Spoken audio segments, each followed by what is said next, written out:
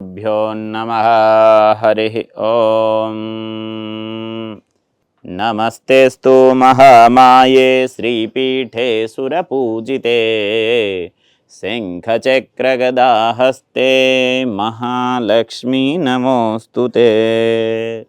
सर्वमंगल अनुग्रह प्रसाद सिद्धि द्वारा मन యొక్క యూట్యూబ్ ఛానల్ ప్రేక్షక వీక్షక మహాశయులందరి యొక్క గృహముల యందు కూడా సర్వదా శాశ్వతముగా శ్రీ మహాలక్ష్మి నిత్యము కొలువై ఉండి మీ గృహాల యందు సర్వదా సమస్త శుభయోగాలు సిద్ధించాలనేటటువంటి మనో సంకల్పంతో మన యొక్క ఈ యూట్యూబ్ ఛానల్ వారు అందిస్తూ ఉన్నటువంటి ఒక మహత్తరమైనటువంటి కార్యక్రమము సాధన ఏదైతే దైవ ఆరాధన సాధన చేస్తూ ఉంటామో దానివల్ల నిరంతర జీవితంలో కలిగేటటువంటి ఉపయోగాలు అలాగే వీటి వల్ల కలిగేటటువంటి సత్ప్రయోజనాలు ఉపయోగాలు సత్ప్రయోజనాలు ఏమిటి అనేటటువంటిది తెలుసుకునే ప్రయత్నం చేద్దాము. అలాగే ఎందుకని దేవతారాధన చేయాలి అనేటటువంటి విషయాన్ని ముందుగా తెలుసుకునే ప్రయత్నం చేద్దాం. అసలు మానవ దేహం అనేటటువంటిది ఏ అణువులతోటి నిర్మించబడింది? ఈ భువన భాండాగారాలలో ఉన్నటువంటి పంచభూత నిర్మితమైనటువంటిది మానవ దేహము. అలాగే ఇందులో ఉండేటటువంటి ప్రతి ఒక్క అవయవం లోపల కూడా సమస్త బ్రహ్మాండము యొక్క ఒక్కొక్క శక్తి అనేటటువంటిది దాగి ఉన్నది. మరి పరమాత్మ భగవంతుడు అనేటటువంటి ఆయన ఎక్కడున్నాడయా అంటే మన యొక్క ఆత్మస్వరూపుడై ఆయన ప్రకాశిస్తూ ఉన్నాడు. అంటే ఆత్మతోటి విశ్వమంతటికి కూడా లింక్ అయి ఉన్నది మన యొక్క ఆత్మ. అందుకని ఆత్మజ్ఞానికి తెలియని విషయం అంటూ ఉండదు అని చెప్తూ ఉంటారు. కారణం ఏంటంటే ఆ యొక్క ఆత్మజ్ఞాని అనేటటువంటి వాడు నిరంతర సాధన చేస్తూ భగవద్భక్తిని అనురక్తిని పొంది అఖండమైనటువంటి దైవానుగ్రహాన్ని పొందడం జరుగుతుంది.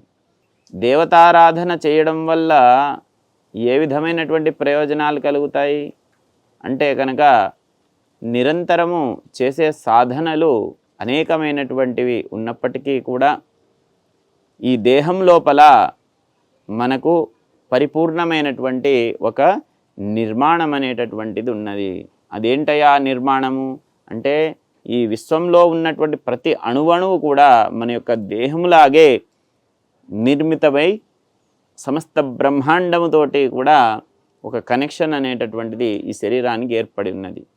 అయితే మనం శ్రీచక్రము అనగా సర్వలోకం అనేటటువంటి లోకాన్ని శ్రీచక్రం అంటారు. ఈ మానవ దేహం అనేటటువంటిది కూడా ఆ శ్రీచక్ర సంబంధమైనటువంటిదే. షట్చక్రాలు కలుపుకొని మన యొక్క దేహంలో నవావరణలు కూడా ఉండబడతాయి. వాటిలో భూపురము అలాగే భూపురం దగ్గర నుంచి మొదలుకొని సహస్రార బిందు కమలం వరకు కూడా సమస్త బ్రహ్మాండానికి సంబంధించినటువంటి అమితమైనటువంటి ఆత్మ తేజోమయ శక్తి అనేటటువంటిది మానవ దేహంలో నిక్షిప్తమై ఉంటుంది. నిరంతరము పూజ సాధన ఆరాధన చేయడం వల్ల ఈ శక్తి అనేటటువంటిది విశ్వమంతటితోనూ కూడా ప్రకటితమై అద్భుతమైనటువంటి తేజస్సు రూపంలో ఆ వ్యక్తి లోపల నుంచి బయటికి ప్రకాశిస్తూ ఉంటుంది. ఎవరైతే నిత్యము కూడా దైవారాధన చేస్తారో నిరంతరము కూడా భగవద్భక్తిని అనురక్తిని కనబరుస్తూ దైవారాధనతో పాటుగా నిత్యము ధ్యానంలో నిమగ్నమై ఉంటారో అటువంటి వారికి సమస్త భూమండలంలోని సమస్త ప్రాణులు అనగా 83 లక్షల జీవరాశులు కూడా ఆ వ్యక్తికి అనుకూలంగా మారిపోతాయి. అలాగే శరీరం అనేటటువంటిది పడిపోకుండా రక్షించబడుతుంది. శత్రు దుర్భేద్యమైనటువంటి మహాశక్తి అనేటటువంటిది ప్రతి ఒక్కరి లోపల కూడా సుప్రకాశమై విరాజమానమై విరాజిల్లుతూ ఉంటుంది. కాబట్టి ఇవన్నీ కూడా గ్రహించి సాధన అనేటటువంటిది సాధకుడు చేయవలసి ఉంటుంది. అయితే సామాన్యంగా అందరూ అడిగే ప్రశ్నే, అయ్యా ఈ దేవుడు అంటే మూఢనమ్మకం కదా, అది మనకు కనబడనిది కదా, అదంతా మాయ కదా, మిథ్య కదా, ఊరికే అబద్ధాలు ఆడి అనేకమైనటువంటి ధనాన్ని దోచేస్తూ ఉన్నారు కదా అని అంటారు చాలామంది. ఇది ఎన్నటికీ కూడా సత్యమైనటువంటి విషయం కానే కాదు. రీజన్ ఏంటంటే రీసెర్చ్ వల్ల మనకు సైంటిఫిక్ ఒక ఫార్ములా అనేటటువంటిది ఏర్పడుతుంది. అలాగే సాధన వల్ల మంత్రశక్తి అనేటటువంటిది ప్రకటితమవుతుంది. ఒక్కొక్క మంత్రానికి ఒక్కొక్క ఋషి అంటే ఆ మంత్రదేవతను ద్రష్టగా, మంత్రద్రష్టలు అంటారు వాళ్ళను, ఆ మంత్రదేవతను వీక్షించినటువంటి ద్రష్టలు ఉంటారు.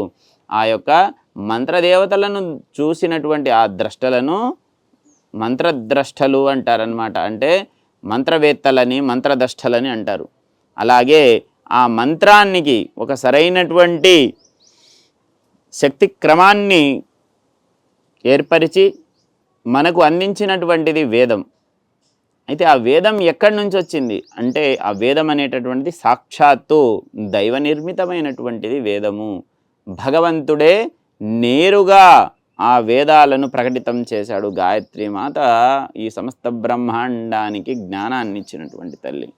అంటే భూమి ఎప్పుడైతే ఆవిర్భవించలేదో, భూమి కూడా ఆవిర్భవించకముందు, బ్రహ్మ విష్ణు మహేశ్వరాదులు ఆవిర్భవించకముందు కూడా ఆ జగన్మాత అయినటువంటి వేదమాత గాయత్రీదేవి ఈ బ్రహ్మాండానికి జ్ఞానాన్ని ప్రకాశింపజేయడం కోసము ఈ వేద స్వరూపిణిగా అవతరించింది.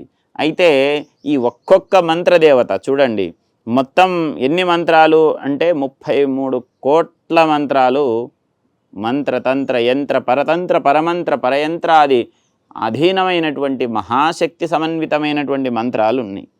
అందులో మానవులకు నేడు అందుబాటులో ఉన్నటువంటివి సుమారుగా ఒక 2 నుంచి 3 కోట్ల మంత్రాల వరకే సమస్తము కూడా వేద స్వరూపంలో మనకు అందుబాటులో ఉన్నాయి. వాటిని చిన్న చిన్నగా వేరు రూపాలలో తీసుకొని మానవులందరికీ కూడా అందించడం జరిగింది. అయితే నిజానికి ఒకరిని భ్రమింపజేయడానికో మోసం చేయడానికో ఈ యొక్క సాధనలు అనేటటువంటివి కనిపెట్టలేదు. కొంతమంది స్వార్థపరులు వారు కేవలం ధనాపేక్షే జీవిత లక్ష్యంగా ఈ యొక్క వేద విద్యను భ్రష్టు పట్టించారు తప్ప అనంతమైనటువంటి అమితమైనటువంటి వేద విద్య ఇది.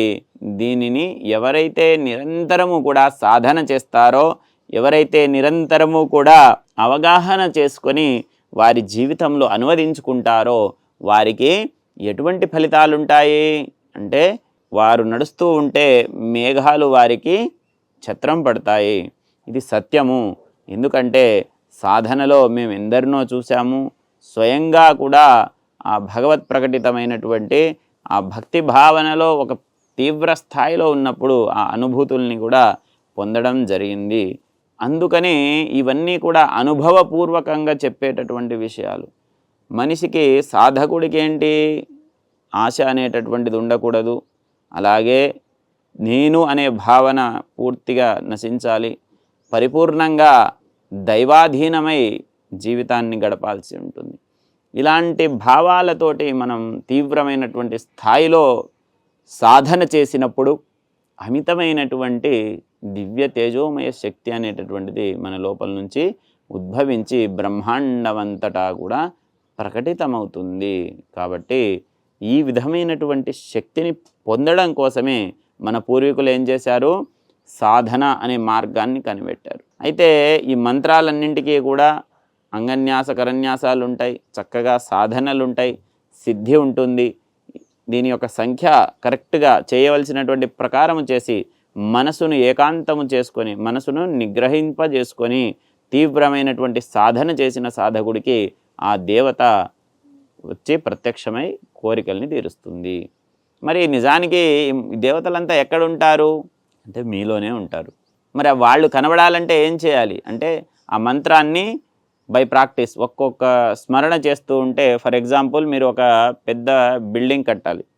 అప్పుడు ఏం చేస్తారు, బ్రిక్ పెడతారు, ఫౌండేషన్ వేస్తారు, అలాగే మీరు మన యొక్క పిల్లర్స్ నిల్చోబెట్టాల్సి ఉంటుంది, కింద మ్యాట్ వేయాల్సి ఉంటుంది. ఈ విధంగా అన్నీ కూడా ఏర్పరచుకొని ఒక బిల్డింగ్ అనేటటువంటిది స్ట్రక్చర్ ఏర్పడుతుంది. అలాగే మంత్రం కూడా స్మరణ ద్వారా అక్కడ కొంచెంగా శక్తి స్థాపన అనేటటువంటిది అవుతూ ఉంటుందన్నమాట. అలా దివ్యశక్తి అనేటటువంటిది అక్కడ స్థాపించబడి మీరు కూర్చున్న స్థలంలోనే ప్రతినిత్యం కూడా అనుష్ఠానం చేయడం వల్ల ఆ మంత్రదేవత అక్కడ ఉద్భవిస్తుంది. తరువాత ఆ మంత్రస్వరూపం అనేటటువంటిది మిమ్మల్ని ఆవహిస్తుంది. అందుకే బాలా త్రిపుర సుందరి తీవ్రాతి తీవ్రమైనటువంటి సాధన చేసేవాళ్ళు సాక్షాత్ ఆవిడలాగా, ఒక 70-80 ఏళ్ల వయసున్నటువంటి వాళ్ళు కూడా చిన్నపిల్లవాడిలాగా, ఇలాంటి అనంతమైనటువంటి రూపాలలో మనకు దర్శనమిచ్చి మనల్ని తరింపజేస్తూ ఉంటారు. కాబట్టి ఈ విధమైనటువంటి జీవనానికి అలవాటు కండి. ఇక ఈ సాఫ్ట్వేరు పెద్ద పెద్ద కంపెనీలలో పనిచేయడము, చిత్ర పరిశ్రమలలో పనిచేయడము, భోగా లాలసతోటి ఇంద్రియ నిగ్రహం లేకపోవడము, అటువంటి వాడు చెప్పేది ఒకటే, నాకెందుకు కనబడాడు దేవుడు అని. ఎందుకు కనబడాలి నీకు? ఇప్పుడు 2వ తరగతి చదివేవాడు నేను కలెక్టర్ ఎందుకు కాలేదు అని వచ్చి గొడవ పెట్టుకుంటే అదెంత చిల్లరగా ఉంటుంది. నువ్వు 2వ తరగతే పాస్ కాల, అదే 10 సార్లు రాస్తున్నావు, దానికే నువ్వు అర్హుడివి కాదు, నీకు డైరెక్ట్ కలెక్టర్ పోస్ట్ వచ్చేస్తుందా? మరి ఎలా? దాన్ని సాధన చేయాల్సింది ఎలా? అందుకని ఒక చక్కటి అనుభవజ్ఞుడైనటువంటి గురువుని ఆశ్రయించాలి. గురువుని ఆశ్రయించి ఆ గురువు చెప్పినటువంటి నియమనిష్టలతోటి ఆ గురువు మనసును గెలుచుకొని సాధనలో ముందుకు వెళ్ళాలి. అప్పుడు ఆ గురువు మనల్ని అనుగ్రహించి నిగ్రహిస్తాడు. ఆ నిగ్రహించినటువంటి మనస్సుతోటి సత్సంగత్వే నిస్సంగత్వం, నిస్సంగత్వే నిర్మోహత్వం, నిర్మోహత్వే నిశ్చలతత్వం, నిశ్చలతత్వే జీవన్ముక్తి అనే విధంగా ఈ యొక్క నిశ్చలతత్వమైనటువంటి మనస్సు ఏర్పడిన తరువాత నిర్మలమైనటువంటి భావనతో నీవు చేసేటటువంటి దివ్య సాధన అనేటటువంటిది నిన్ను మోక్షం వైపుకు నడిపిస్తుంది. కాబట్టి ఈ విధంగా నిరంతరము కొంచెం కొంచెంగా సాధన చేసుకుంటూ తీవ్రమైనటువంటి సాధనా బద్ధులై మీరెన్నడైతే మిమ్మల్ని మీరు గెలుస్తారో ఆ రోజు నుంచి మీకు శుభపరిణామాలు సిద్ధిస్తాయి. అలాగే ఎంతోమంది అంటూ ఉంటారు కదా, హిందుత్వం అంతా కూడా విగ్రహారాధన అని. ఎందుకు? నిజానికి హిందూ ధర్మం అనేటటువంటిది ఏ విగ్రహారాధన కాదు. ఏంటిది? అంతర్గత శక్తి సాధన. నీలో ఉన్నటువంటి అంతర్గత శక్తులన్నింటినీ మేల్కొల్పి బ్రహ్మాండమంతటినీ కూడా, అంటే ఈ సమస్త బ్రహ్మాండంలోని సమస్త దేవీదేవతల యొక్క శక్తులన్నింటినీ కూడా నీలో నింపగలిగినటువంటిది సాక్షాత్తు శివమయో భవేత్. అంటే శివుడి యొక్క దివ్యస్వరూపంగా నీవు ప్రకాశించేటటువంటి అవకాశాన్ని ఇచ్చేటటువంటి ఏకైక ధర్మము సనాతన ధర్మము. సనాతనమైనటువంటిది అంటే ఏమిటి? ఆది అంత్యము లేనటువంటిది. ఫలానా సంవత్సరం నుంచి ప్రారంభమైందని మనకు క్రిస్టియానిటీకి ఒక ఇయర్ ఉన్నది, ఫలానా సంవత్సరం నుంచి అని ఇస్లాంకి ఒక ఇయర్ ఉన్నది. కానీ ఇంకా చాలా మతాలకు, బౌద్ధయిజానికి బుద్ధుడి నుంచి ఉన్నది. ఇట్లాగా కొంతమంది ఫౌండర్లు ఉన్నారు.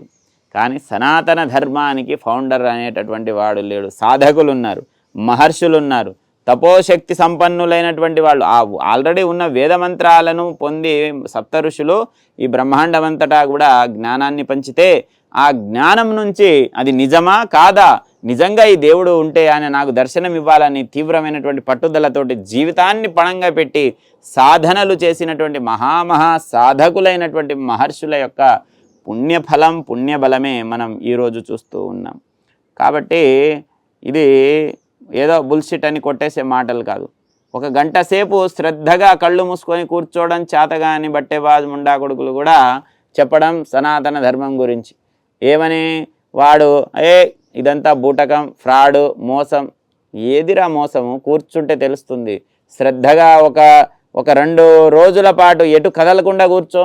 ఇప్పటికీ హిమాలయాలలో వెళ్ళి చూస్తే కఠోరమైనటువంటి తీవ్రమైన చలిలో ఉన్నటువంటి ప్రదేశంలో సరస్సులలో ఏకపాదం మీద, ఒకే పాదం మీద నిలబడి ఆ చల్లటి వణుకు పుట్టించే గడ్డగట్టే చలి లోపల తీవ్రమైనటువంటి ఒక సాధనలో నిలబడి ఏకపాదంలో మహాముద్రలలో ఎంతోమంది మహర్షులు, తపో జ్ఞాన సంపన్నులైనటువంటి మహానుభావులు మనకు దర్శనమిస్తూ ఉంటారు. అయితే అదంతా కూడా జనసంచారమైనటువంటి ప్రదేశాలలో ఉండరు. కారణం ఏంటి? నీలాంటోడు నాలాంటోడు అక్కడికి వెళ్తాడు, 2 కొబ్బరికాయలు తీసుకుంటాడు, దంచుతాడు, ఆయన నిద్రలో లేపుతాడు. ఏదైతే ఆ యొక్క యోగ నిద్రలో ఉంటాడో, యోగ సాధనలో ఉంటాడో, సమాధి స్థితిలో ఆయనను లేపి నన్ను చూడు అంటాడు. నిన్ను చూడడానికి కాదు అక్కడ ఆయన వెళ్ళి సాధన చేస్తూ ఉన్నది, ఆ పరమాత్మ కోసం, పరంధాముడి కోసం చేస్తూ ఉన్నాడు. అలాంటి త్యాగశీలులు ఉన్నటువంటి దేశం ఇది. ఆ పుణ్యమూర్తుల యొక్క పుణ్యఫలం వల్ల మనకు కరువు కానీ, కాటకాలు కానీ, దరిద్రాలు కానీ చుట్టుకోకుండా ఎన్ని అపరాధాలు చేసినా క్షమించబడుతూ ఉన్నాం. ఎవడో విదేశీయుడు విదేశీ జ్ఞానంతో వాడు విశ్వమంతా కూడా ఓంకారాన్ని ప్రతిధ్వనింపజేస్తుంది అంటాడు. అప్పుడు నీకు కళ్ళు తెరుచుకుంటాయి. కానీ ఒళ్ళు అప్పటిదాకా తెలియదు. ఏది సనాతన ధర్మంలో పుట్టినటువంటి అప్రాచ్య పుండాకొడుకులలో ఎంతోమంది దౌర్భాగ్యులు ఉన్నారనమాట. వీళ్లకు ఈ జ్ఞానం లేదు. వాడికి చెప్పేది ఏంది? అది ఉన్నది ఏంట్రా అంటే, ఇదంతా కాదు, అంతా ఒకటే, అందరు దేవుళ్ళు ఒకటే. ఎట్లయితారా? ఎప్పటి నుంచో సనాతన ధర్మం నుంచి వస్తూ ఉన్నటువంటి శక్తి ఒక్కటే, భగవత్ శక్తి అనేటటువంటిది ఒక్కటే తప్ప, అంటే దివ్యమైనటువంటి సమస్త బ్రహ్మాండంలోని ప్రకాశించే ఓ దివ్యజ్యోతి ఆత్మస్వరూపుడైనటువంటి పరమాత్మ నీకు నమస్కారాలయ్యా అని చెప్పి చెబుతూ ఉంటారు తప్ప, విగ్రహారాధనలో విగ్రహ రూపంలో ఉన్నటువంటి ఓ ఈశ్వరుడా నీకు నమస్కారం, లింగరూప ఈశ్వర నమస్కారం అనరు, ఈశ్వరా నమస్కారం అంటారు. అర్థమైందా? అలాగే ఓ జగదంబ నీకు నమస్కారం అమ్మా అంటారు. అంటే జగత్తంతటికి తల్లివైనటువంటి ఓ మహాశక్తి నీకు నమస్కారం అని అర్థం దాంట్లో. అంతేగాని ఆ గుళ్ళో ఉన్నటువంటి విగ్రహానికి నమస్కారం పెడుతున్నాడని కాదు దానికి అర్థం. ఆ విగ్రహాలు ఎందుకు అంటే, ఈ కలియుగంలో మనలాంటి దౌర్భాగ్యులు వేల సంవత్సరాలు కూర్చొని, వందల సంవత్సరాలు కూర్చొని తపస్సు చేయలేంగా. కనీసం ఒక నెల రోజులు, 2 నెలలు, 45 రోజులు దీక్ష ఈ రోజులలో పెట్టుకుంటే ఒక్కొక్కడు కనీసం ఆ దీక్షా నియమాలు పాటించట్లా. ఏకభుక్తం భవార్పణం అన్నారు. ఒకే పూట తిని భగవంతుడికి అర్పించి నీవు మిగిలినటువంటి 2 పూటలు కూడా పాలో లేదంటే ఏదో ఒక ఫ్రూటో తీసుకొని ఉండాలి. కానీ పొద్దున అల్ప తింటున్నాడు, రాత్రికి అల్ప తింటున్నాడు, మధ్యాహ్నం పీకల దాకా తిని తొంగుంటున్నాడు. వీడు ఇంకా ఏం దీక్ష పట్టిండి? ఆడ వచ్చి తినడం, తాగడం, పండడం. ఇంక ఇదే తాగుడు, సిగరెట్ 2 మానేయడానికి 45 రోజులు వచ్చి అక్కడ ప్రాక్టీస్, అదేదో ఏమంటారు, రిహాబిలేషన్ సెంటర్ లాగా అయిపోయింది ఇవాళ రేపు. సాధన నియమాలు పాటించడం పక్కకు పెట్టి ఇలాంటి దౌర్భాగ్యపు స్థితిలో మన సమాజం ఉన్నది. కాబట్టి ఆలోచించుకోవాలి, అంతర్గతంగా ఆలోచించుకోవాలి. ప్రతి మనిషి కూడా తనను తాను ఎలా ఉద్ధరించుకోవాలి. ఎందుకంటే నీవు సనాతన ధర్మవాదివి, సనాతన ధర్మం యొక్క శక్తివి. ఎలాంటి శక్తివి అంటే, ఏమి లేని చోట కూడా విశ్వమంతటికి ఆధారమైనటువంటి ఆహారాన్ని సృష్టించినటువంటి ఋషిపుత్రులు మీలోనే, మీ డిఎన్ఏలోనే ఉన్నారు. ఇవాళ కులాల పేరుతోటి, మతాల పేరుతోటి SC, ST, BC, OC, minority అని చెప్పి అనేకమైనటువంటి కులగజ్జిని పులిమి ఆ యొక్క దివ్యమైనటువంటి ఆత్మశక్తి ఎవరెవరి లోపల ప్రకాశించి అద్భుతమైనటువంటి జ్ఞాన సంపన్నులైనటువంటి మహానుభావులెందరినో కూడా తొక్కేస్తూ ఉన్నారు. కాబట్టి అలాంటి అప్రాచ్యపు పనులు చేయకండి. మీలో ఉన్నటువంటి ఆత్మ చైతన్య శక్తిని మేల్కొల్పండి. మీరు ఏ పనైనా చేయగలుగుతారు. ఎప్పుడు చేయగలుగుతారు? ఆ పని పట్ల శ్రద్ధ కనబరిచినప్పుడు మాత్రమే ఆ పనిని మీరు చేయగలుగుతారు. నేను ఈ పని చేయలేను, నా వల్ల ఈ పని కాదు, నేను అసమర్థుణ్ణని నిన్ను నీవు కించపరుచుకొని ఆత్మ చైతన్య శక్తిని చంపేసుకొని ముందుకు వెళుతూ ఉంటే ఎన్నటికీ కూడా మహనీయుడిగా తీర్చిదిద్దబడలేవు. ఎప్పుడు నీవు ఒక మహనీయుడిగా తీర్చిదిద్దబడతావయ్యా? ఎప్పుడైతే నీ యొక్క అంతర్గత ఆత్మశక్తి అనేటటువంటిది మేల్కొంటుందో, ఎప్పుడైతే నీలో ఉన్నటువంటి దివ్య చైతన్య ఆత్మ ఈ ప్రపంచమంతటిని కూడా వీక్షించగలుగుతుందో, అప్పుడు నీవు బ్రహ్మాండమంతటికి జ్ఞాన సంపన్నత్వాన్ని అందించగలుగుతావు. ఇది నిజానికి సనాతన ధర్మం యొక్క విశేషమైనటువంటి ప్రాశస్త్యము. అయితే ఎంతోమంది వారి వారి యొక్క కర్మలను బట్టి జన్మలు పొందుతూ ఉంటారు. మరి అన్ని పాపాలు క్షమించేస్తాడంటాడు ఒకడు. మా దేవుడి దగ్గరికి వస్తే అన్ని పాపాలు క్షమించేస్తాడంటాడు ఒకడు నా ధర్మం దగ్గరికి వస్తే నీకు అసలు స్వర్గమే అంటాడు. కానీ వీళ్ళ జ్ఞానం ఎక్కడ దాకా ఉండిపోయింది? స్వర్గం వరకే ఉండిపోయింది. ఎందుకని? అప్పటికీ కూడా వాడు భోగమే ఆలోచిస్తున్నాడు. చూడండి, సనాతన ధర్మం ఏం నేర్పించింది నీకు? తీవ్ర వైరాగ్యం. అంటే అన్నీ అనుభవించు, వదిలేసేయి. సంపాదించు తీవ్రంగా, ఒక స్థాయిలో, చాలా పెద్ద స్థాయిలో సంపాదించి ఈడ్చితను అంటే వదిలేసేయిగా. నీకు దాంతో అవసరం లేదు. ఎందుకంటే ఒక స్థాయి వచ్చేసిన తర్వాత ఇంకా అది కాదు కావాల్సింది, మోక్ష మార్గం కావాలి. ఎందుకని? ఈ యొక్క జీవుడు దేహాన్ని వదిలేసిన తర్వాత శవాల పెట్టెలలోనో ఇంకొక దాంట్లోనో పడిపోయి కుళ్ళిపోవడం కాదు, సమాధుల్లో పడి కుళ్ళిపోవడం కాదు, ఈ పంచభూతాలలో కలిసిపోయి మన యొక్క ఆత్మ చైతన్య శక్తి విశ్వమంతటిని కూడా నడిపించగలిగేటటువంటి ఒక ప్రభావంగా మారాలి. వివేకానందుడి లాంటి ప్రతి ఒక్కడు కూడా మీలో ఉన్నాడు. అంతకు మించిన మహనీయులు ఎందరో మీలో చనిపోతూ ఉన్నారు, మీ లోపల చంపేస్తూ ఉన్నారు మీరు. ఎందుకని అంటే ఒక క్రమశిక్షణ, ఒక నిబద్ధత, ఒక ఆత్మ చైతన్య శక్తిని జాగృతం చేయలేకపోవడం వల్ల మిమ్మల్ని మీరు హతమార్చుకొని అలా జీవిస్తూ ఉన్నారు జీవశ్చవాల్లాగా. అందుకనే ప్రతి ఒక్కడు సంతోషంగా ఉన్నాడు తప్ప ఆనందంగా లేడు. ఆనందంగా ఎప్పుడు ఉంటాము? కావలసినవన్నీ సమకూరి ప్రశాంతంగా ఏదైతే జీవితం ఆటంకం లేకుండా నడుస్తుందో, భగవంతుడు ఎల్లవేళలా ఎవరి హృదయాల యందు ప్రకాశిస్తూ ఉంటాడో వారు మాత్రమే ఆనందాన్ని పొందగలడు. ఇదే నిజము, నిర్భయంగా చెప్పేటటువంటి సత్యము. అయితే ఇప్పుడు చెప్పినటువంటి కొన్ని విషయాలలో ఎంతోమందిని మీ యొక్క మనస్సు అనేటటువంటిది క్షోభ పెట్టి ఉండవచ్చు. కానీ అవన్నీ నిజానికి మిమ్మల్ని క్షోభ పెట్టాలని చేసేటటువంటి మాటలు కాదు. మిమ్మల్ని మీరు తెలుసుకొని చైతన్యపరుచుకొని మీ యొక్క ఆత్మ చైతన్య శక్తి చేత ఈ బ్రహ్మాండమంతటికి కూడా వెలుగుగా మారాలి అనేటటువంటి మహాసంకల్పంతో చెప్పినటువంటి అనేకమైనటువంటి విషయాలయ. కాబట్టి ఈ మధురమైనటువంటి ఆత్మ చైతన్య బోధను, అలాగే భగవత్ ఆరాధన శక్తి విధానాన్ని ప్రతి ఒక్కరు కూడా మీ జీవితాలలో అనువదించుకోండి. అనువదించుకోవాలంటే ఏం చేయాలి? ముందుగా ఫస్ట్ ఒక స్థిరమైనటువంటి ఆరాధనా పద్ధతి తెలుసుకోవాలి. తెలుసుకొని చక్కగా ఒక మంచి గురువును ఆశ్రయించాలి. గురువు అంటే ఎలా ఉండాలయ్యా? మన శ్రేయస్సును కోరుకునేవాడై ఉండాలి. ఎల్లవేళలా మన కోసం పరితపించేవాడై ఉండాలి. మనం కూడా గురువు కోసం పరితపించాలి. అలాగే ధనాన్ని ఎట్టి పరిస్థితుల్లో గురు శిష్యుల మధ్య ఇన్వాల్వ్ చేయొద్దు. గురువుగారికి ఏదైనా అవసరం ఉంటే ఏర్పాటు చేయాలి. అలాగే వారికి కావాల్సినటువంటి వసతులు ఏర్పాటు చేసి, కావాల్సిన వ్యవస్థ చేసి, వారి నుంచి ధనం మనం కొంత ఇవ్వడం వల్ల మన కర్మలు తొలగి మన పాపాలన్నీ కూడా ఆయన హరిస్తాడు. ఎలా హరిస్తాడయ్యా అంటే ఆ వ్యక్తి లోపల, సాధన చేసినటువంటి వ్యక్తి లోపల ఒక పాజిటివ్ ఎనర్జీ అనేది హై పీక్లో ఉంటుంది, చాలా గొప్ప స్థాయిలో ఉంటుంది. నీ దగ్గర ఉన్నటువంటి ధనం కొంత వారి చేతుల మీద, మన చేతుల మీదుగా వారి చేతులకు పోవడం వల్ల ఈ శరీరంలో ఉన్నటువంటి ఎన్నో నిర్మాల్య గుణాలన్నీ కూడా గ్రహించి వాటిని ధ్వంసం చేయడం జరుగుతుంది. ఏ విధంగా అయితే నెయ్యి అనేటటువంటిది అగ్నిలో పడ్డప్పుడు అది హుతమై దివ్యమైనటువంటి ప్రకాశాన్ని అందిస్తుందో, అలాగే ఒక కర్మ అనేటటువంటిది గురువు అనేటటువంటి అగ్ని లోపల పడి మన యొక్క ఔన్నత్యాన్ని, మహద్భుతమైనటువంటి మన యొక్క దివ్య తేజస్సును ఈ ప్రపంచమంతా కూడా, ఈ బ్రహ్మాండమంతా కూడా వికసింపజేస్తుంది. మాయ మాటలు, మోసాలు, అబద్ధాలు చెప్పి ఎంతోమందిని లొంగదీసుకునే వాళ్ళు కోకొల్లలు ఉన్నారు. కానీ మనం ఆ స్థాయిలో దిగజారిపోయే వ్యక్తులం కాకూడదు. ఎందుకని?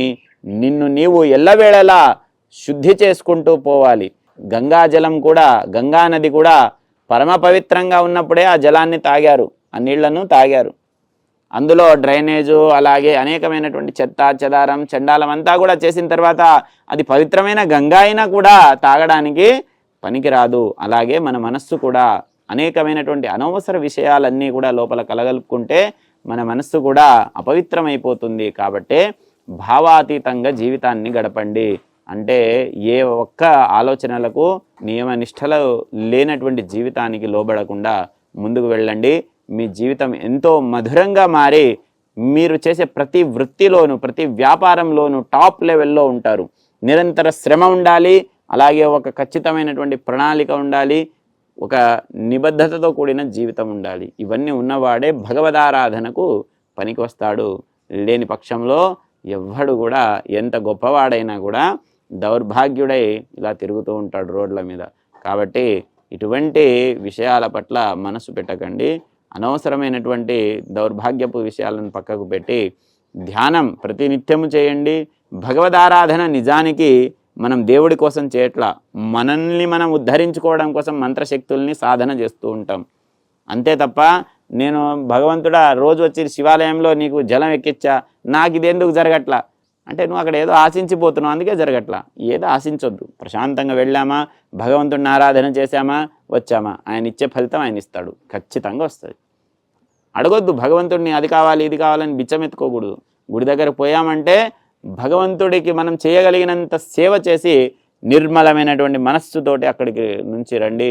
మీ మనసులో ఏదైనా ఒక కామ్యం తీరాలనంటే ఈ పని అయితే బాగుంటుంది అనే భావన ఒక్కసారి కల్పించండి, ఆ పని అయిపోతుంది. సరేనా? శుభమస్తు.